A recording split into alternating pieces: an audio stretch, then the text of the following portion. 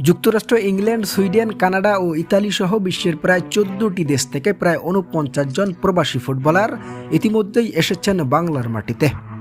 অবশ্য সবারই উদ্দেশ্য একটাই, দেশের জার্সিতে পরবর্তী হামজা চৌধুরী কিংবা সামিত সোম হওয়ার।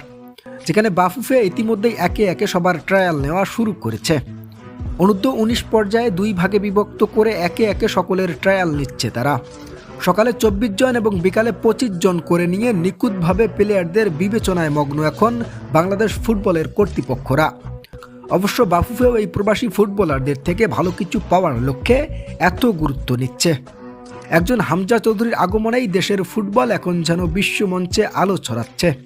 যেখানে ইতিমধ্যেই 49 জন ট্রায়াল নিচ্ছে দেশের ডাগাউডে। আবার আরও প্রায় অর্ধশতাধিক প্রবাসীরাও অপেক্ষায় রয়েছে বাংলার ফুটবলে পা রাখার জন্য।